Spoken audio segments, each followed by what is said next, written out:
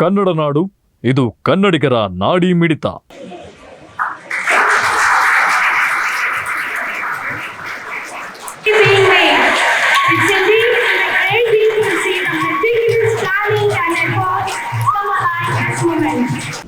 ಬಹಳ ಸಂತೋಷ ಆಗ್ತಾ ಇದೆ.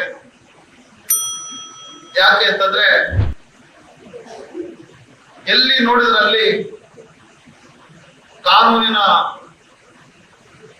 ಸೊಗಡು ಇವತ್ತು ಇಡೀ ಸಮಾಜಕ್ಕೆ ಆವರಿಸ್ತಾ ಇದೆ. ಶಿಕ್ಷಣ ಸಂಸ್ಥೆಗಳು ಜ್ಞಾನ ದೇಗುಲಗಳು, ಜ್ಞಾನವನ್ನ ಬಿತ್ತರಿಸ್ತಕ್ಕಂಥ ದೇಗುಲಗಳಾಗಿ ಇವತ್ತು ಶಿಕ್ಷಣ ಸಂಸ್ಥೆಗಳು ಕೆಲಸ ಮಾಡ್ತಾ ಇದೆ. ಬಹುಶಃ ನಾನು ಯಾವಾಗಲೂ ಒಂದು ವಿಷಯವನ್ನ ಪ್ರಸ್ತಾಪ ಮಾಡ್ತಾ ಇರ್ತೇನೆ. ಹಣವುಳ್ಳವರೆಲ್ಲ ಶಿಕ್ಷಣ ಸಂಸ್ಥೆಯನ್ನ ತೆಗಿಲಿಕ್ಕೆ ಸಾಧ್ಯ ಇಲ್ಲ, ಸಮಾಜಕ್ಕೆ ಶಿಕ್ಷಣವನ್ನ ಕೊಡ್ಲಿಕ್ಕೆ ಸಾಧ್ಯ ಇಲ್ಲ. ಆದ್ರೆ ಯಾರು ಶಿಕ್ಷಣವನ್ನ ಕೊಡ್ಲಿಕ್ಕೆ ಸಾಧ್ಯ ಆಗಾದ್ರೆ ಹೃದಯ ಶ್ರೀಮಂತಿಕೆ ಇದ್ದವರು ಮಾತ್ರ ಶಿಕ್ಷಣದ ಈ ಒಂದು ವ್ಯವಸ್ಥೆಯಲ್ಲಿ ಸಮಾಜಕ್ಕೆ ದಾರಿ ಎಳೆಯಲಿಕ್ಕೆ ಸಾಧ್ಯ. ಅಂತಹ ಶ್ರೀಮಂತ ಹೃದಯವಂತಿಕೆ ಇರ್ತಕ್ಕಂಥ ಈ ಸಂಘ, ವೀರಶೈವ ವಿದ್ಯಾವರ್ಧಕ ಸಂಘ, ನಿಜಕ್ಕೂ ಕೂಡ ಪ್ರಶಂಸೆಯನ್ನ ನಾವು ಮಾಡಬೇಕಾಗಿದೆ. ಯಾಕೆಂತಂದ್ರೆ ಸಮಾಜಕ್ಕೆ ಶಿಕ್ಷಣ ಕೊಡ್ತಕ್ಕಂಥದ್ದು ಅಷ್ಟು ಸುಲಭ ಅಲ್ಲ. ಇವತ್ತು 70% ಜನಸಂಖ್ಯೆ ಶಿಕ್ಷಣದಿಂದ ವಂಚಿತರಾಗಿದ್ದಾರೆ.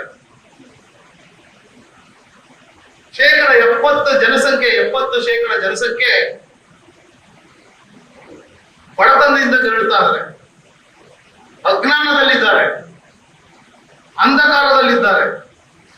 ಅವರ ಹಕ್ಕುಗಳ ಬಗ್ಗೆ ಅವರಿಗೆ ಅರಿವೇ ಇಲ್ಲ.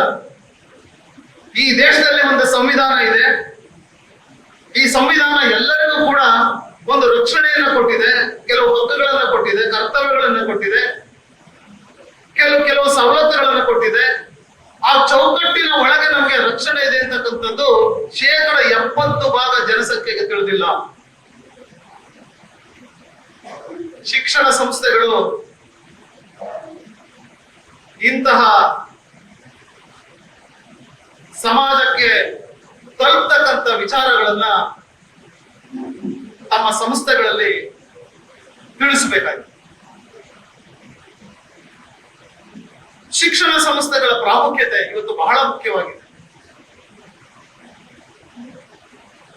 ನಾವು ಪಾಶ್ಚಿಮಾತ್ಯ ರಾಷ್ಟ್ರಗಳಿಗೆ ಹೋಲಿಕೆ ಮಾಡಿಕೊಂಡ್ರೆ ನಮ್ಮ ಶಿಕ್ಷಣ ವ್ಯವಸ್ಥೆ ಮತ್ತೆ ಅದರ ಗುಣಮಟ್ಟ ಇನ್ನೂ ಕೂಡ ನಾವು ಆ ಪಾಶ್ಚಿಮಾತ್ಯ ರಾಷ್ಟ್ರಗಳ ವಿಶ್ವವಿದ್ಯಾಲಯಗಳಿಗೆ ಸರಿಸಮಾನವಾಗಿ ನಾವು ಹತ್ತಿರಕ್ಕೆ ಹೋಗ್ಲಿಕ್ಕೆ ಸಾಧ್ಯವಾಗ್ತಾ ಇದೆ. ಇಡೀ ಪ್ರಪಂಚದಲ್ಲಿ 100 ವಿಶ್ವವಿದ್ಯಾಲಯಗಳಲ್ಲಿ ಭಾರತದ ಒಂದು ವಿಶ್ವವಿದ್ಯಾಲಯನೂ ಕೂಡ ನಾವು ಗುರುತಿಸಲಿಕ್ಕೆ ಆಗ್ತಾ ಇಲ್ಲ. ಯಾರ್ಯಾರು ಯಾವ್ಯಾವ ವೃತ್ತಿಗಳಲ್ಲಿದ್ದಾರೆ ಆ ವೃತ್ತಿ ಪರಂತಿನಲ್ಲಿ ಅವರು ಒಂದು ಶ್ರೇಷ್ಠತೆಯನ್ನು ಗಳಿಸಬೇಕಾಗಿದೆ. ನಾವು ನಮ್ಮ ವಿದ್ಯಾರ್ಥಿಗಳಿಗೆ, ನಮ್ಮ ಕಾನೂನು ವಿದ್ಯಾರ್ಥಿಗಳಿಗೆ ನಾವು ಹೇಳ್ತೀವಿ, ಪ್ರೊಫೆಷನಲ್ ಎಥಿಕ್ಸ್ ಅಂತಕ್ಕಂಥ ಒಂದು ಪೇಪರ್ ಇದೆ. ಆ ಪ್ರೊಫೆಷನಲ್ ಎಥಿಕ್ಸ್ ನಾವು ಹೇಳ್ತೀವಿ, ಆ ವೃತ್ತಿ ನಿಷ್ಠೆ ಹೇಗಿರ್ಬೇಕು ನಿಮಗೆ. ನೀವು ಕಾನೂನು ವಿಷಯವನ್ನು ಓದುವಾಗ ನಿಮ್ಮ ಶ್ರದ್ಧೆ, ಆಸಕ್ತಿ, ಪ್ರಾಮಾಣಿಕತೆ ಮತ್ತೆ ಬದ್ಧತೆಯಿಂದ ನೀವು ಕಾನೂನು ಶಿಕ್ಷಣವನ್ನು ನೀವು ಪಡಿಬೇಕು, ಓದಬೇಕು, ಅಧ್ಯಯನ ಮಾಡಬೇಕು.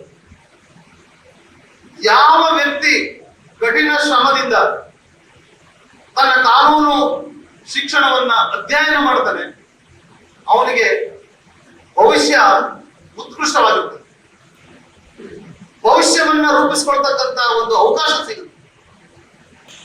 ಹೆಣ್ಣು ಗಂಡು ಅಂತಕ್ಕಂಥ ಭೇದ, ಬಡವ ಶ್ರೀಮಂತ ಅಂತಕ್ಕಂಥ ಒಂದು ತಾರತಮ್ಯ, ಅಸ್ಪೃಶ್ಯ ಮತ್ತೆ ಸ್ಪೃಶ್ಯರು ಅಂತಕ್ಕಂಥ ತಾರತಮ್ಯ, ಲಿಂಗಭೇದ, ಇವು ನೂರಾರು ಸಾಮಾಜಿಕ ಅನಿಷ್ಟ ಪದ್ಧತಿಗಳು ಇವತ್ತು ಕೂಡ ಜ್ವಲಂತವಾಗಿ ನಮ್ಮ ಸಮಾಜದಲ್ಲಿ ಇದೆ. ಇದಕ್ಕೆಲ್ಲ ಪರಿಹಾರ ಏನು ಅಂತಂದ್ರೆ ನಮ್ಮ ಕಾನೂನು ಶಿಕ್ಷಣವನ್ನ ಗಟ್ಟಿಗೊಳಿಸಬೇಕಾಗಿದೆ. ಕಾನೂನಿನ ಮೂಲಕ ಮಾತ್ರ ಈ ಸಮಸ್ಯೆಗಳನ್ನ ನಿಯಂತ್ರಣ ಮಾಡ್ಲಿಕ್ಕೆ ಸಾಧ್ಯ. ಸಂಪೂರ್ಣವಾಗಿ ನಿರ್ಮೂಲನೆ ಮಾಡ್ಲಿಕ್ಕೆ ಆಗದೇ ಇದ್ರೂ ಕೂಡ ನಿಯಂತ್ರಣವನ್ನು ಮಾಡ್ಬೋದು. ನೋಡಿ, ಭಾರತ ಸಂವಿಧಾನ ಬಂದು ನಮ್ಗೆ ಸುಮಾರು 75 ವರ್ಷಗಳನ್ನ ನಾವು ಕಳೆದಿದ್ದೇವೆ. 75 ವರ್ಷಗಳಿಂದಲೂ ಕೂಡ ನಾವು ಭಾರತ ಸಂವಿಧಾನವನ್ನ ಅಧ್ಯಯನ ಮಾಡ್ತಾ ಬಂದಿದ್ದೇವೆ. ಭಾರತ ಸಂವಿಧಾನದಲ್ಲಿರ್ತಕ್ಕಂಥ ಮೌಲ್ಯಗಳು, ಮೂಲಭೂತ ಹಕ್ಕುಗಳು, ಮೌಲ್ಯಗಳು, ಮಾನವೀಯ ಮೌಲ್ಯಗಳು ಎಲ್ಲವನ್ನೂ ಕೂಡ ನಾವು ಸುಮಾರು 75 ವರ್ಷಗಳಿಂದ ಕಲಿತಾ ಇದ್ದೇವೆ, ಕಲಿಸ್ತಾ ಇದ್ದೇವೆ, ಅಧ್ಯಯನ ಮಾಡ್ತಾ ಇದ್ದೇವೆ. ಆದ್ರೂ ಕೂಡ ಸಮಾಜದಲ್ಲಿ ಅಸಮಾನತೆ, ಲೈಂಗಿಕ ಕಿರುಕುಳ, ಮಹಿಳೆಯರ ಮೇಲೆ ದೌರ್ಜನ್ಯ ಇವೆಲ್ಲವೂ ಕೂಡ ಇವತ್ತು ಕೂಡ ನಿರಂತರವಾಗಿ ಇವತ್ತು we have the social responsibility. We have the social responsibility to solve all these problems. It is not only the social responsibility of the students, not only the teachers of law. It is the social responsibility of all the legal fraternity. The entire ನೀವಿನ್ನು ಕನ್ನಡ ನಾಡು ವಾಹಿನಿಯನ್ನ subscribe ಮಾಡಿಕೊಂಡಿಲ್ವಾ? ಈಗಲೇ subscribe ಮಾಡಿ, bell icon ಅನ್ನ ಒತ್ತಿ ನೋಟಿಫಿಕೇಶನ್ಗಳನ್ನ ಪಡೆಯಿರಿ.